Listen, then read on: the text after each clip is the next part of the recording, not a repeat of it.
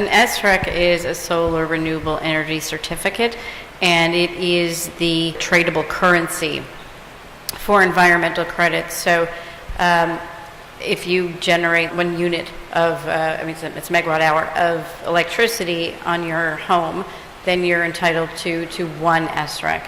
In practice, the market for trading these certificates is really between 1 and 3 years. So there really is no long-term market, unlike other states that have provided for a 10-year SREC market, or an SREC market where the utilities have to buy your SRECs.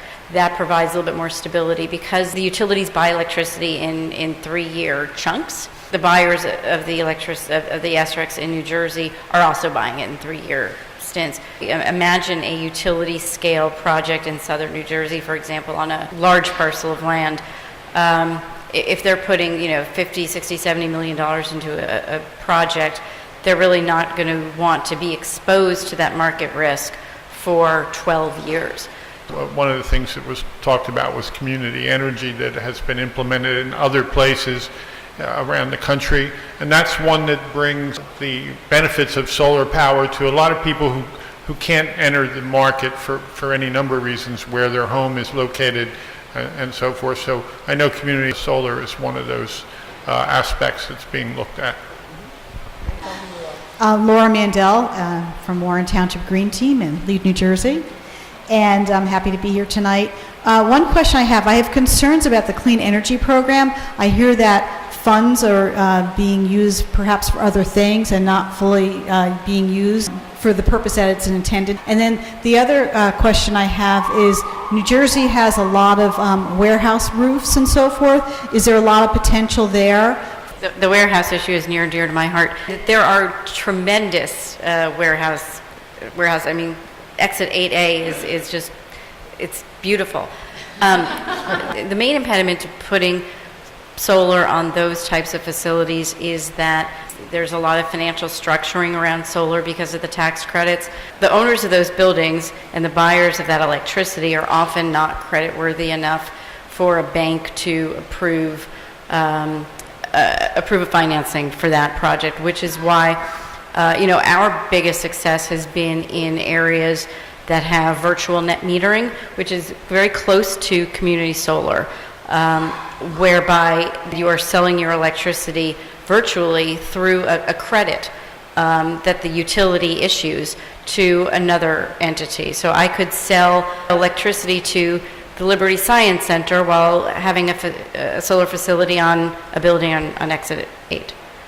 And it makes the entire project much more financeable. The other is a ballot question, right? The New Jersey Clean Energy Program accumulates a lot of money from a lot of ratepayers throughout the course of the year, and that money is sort of pooled to the side to fund these different energy efficiency programs.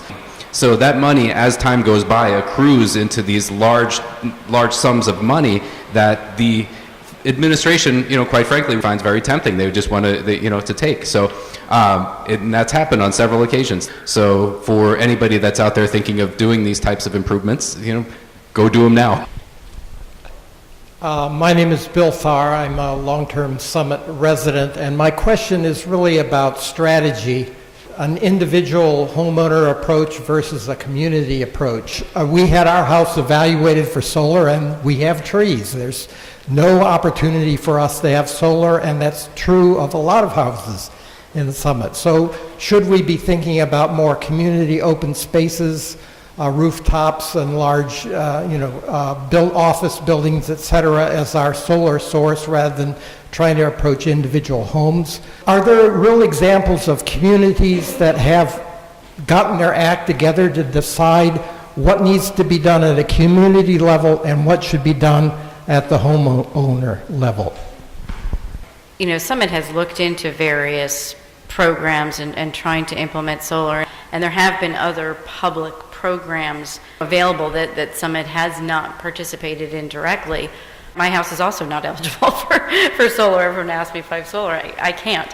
But I would love to be able to buy solar through a community, through Summit's community solar facility. It's not a big barrier because other places have overcome it. We just need to really the most important thing is to get the utilities engaged, because frankly, every time we put solar in somebody's house, we're taking away their customer. So to get them engaged and on board with community solar, virtual net metering, anything that, buying long-term SRECs, these are all things that contribute to a stable distributed generation environment.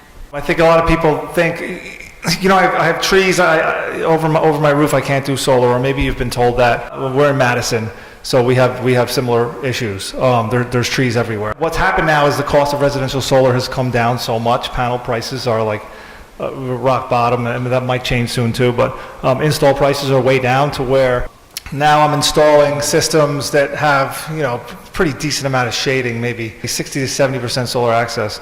And they're still getting 7 to 8 year investment paybacks. We're in Madison, so we have the unique opportunity of having our own utility.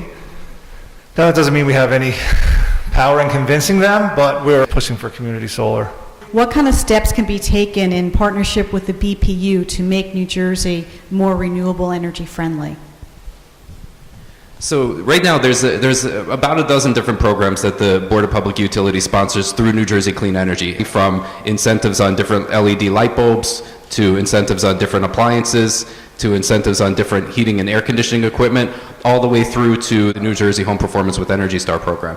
So if you haven't done so already, I would definitely encourage, at the very least, if you leave here tonight, just visit njcleanenergy.com and see if any of those programs are applicable to you.